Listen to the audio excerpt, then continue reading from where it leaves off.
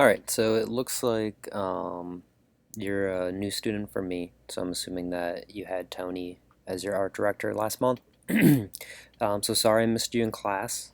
I should have checked the spreadsheet sooner, but I'll make sure that we get a chance to talk tomorrow, which is Wednesday, inside of class.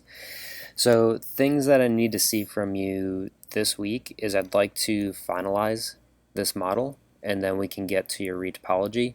So areas that are still kind of weak is I need you to kind of crispen up the detail.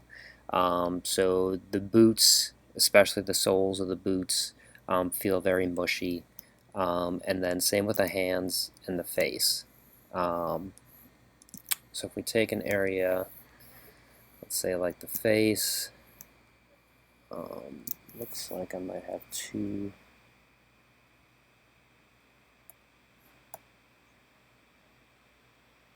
Okay, not sure. It looks like you're breaking these into parts, but you're losing some of your details. So we can go over how to project details over if that's the case. I'm just looking here. Yeah, it looks like you're losing some detail. So we'll just look at this one right here.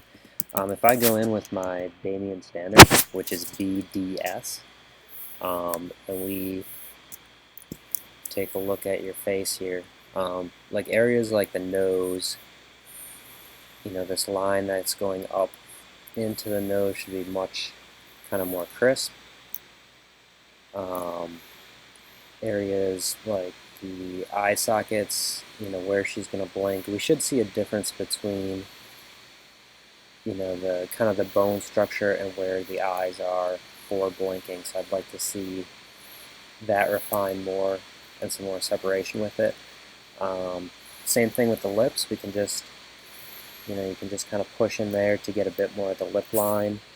You could also use Trim Dynamic to start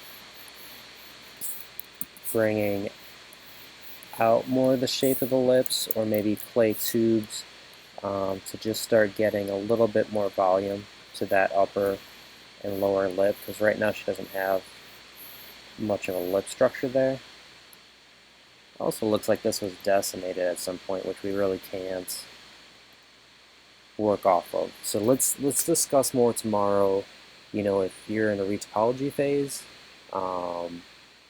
or if why you made the choice to decimate there, which we can easily fix. We can just re-dynamesh it, and then I'd like to see a little bit more definition between the bone structure here and the hands. So what you're going to want to do is up top, from where your knuckles are. So let's say we have a knuckle here, we have a knuckle here.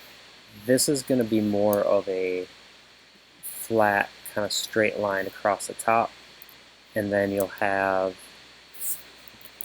I'm going to use Damien standard here, you'll have a little bit of an indentation right here and right here, right, and you're going to have more kind of curved across the bottom between those knuckles, and then straight across the top between those knuckles, and it's going to give more, it's going to solidify the bone structure and the muscles that are there. Okay, so look at a couple maybe Pixar and Disney hands. You'll see how they kind of abstract and simplify those forms, but that's kind of what we're going for. Is we're going for round shapes along the bottom and nice flat shapes in between the knuckle structures. Okay, so we'll touch base more tomorrow. I'm liking a lot of things on here, but there's definitely stuff that we can improve on.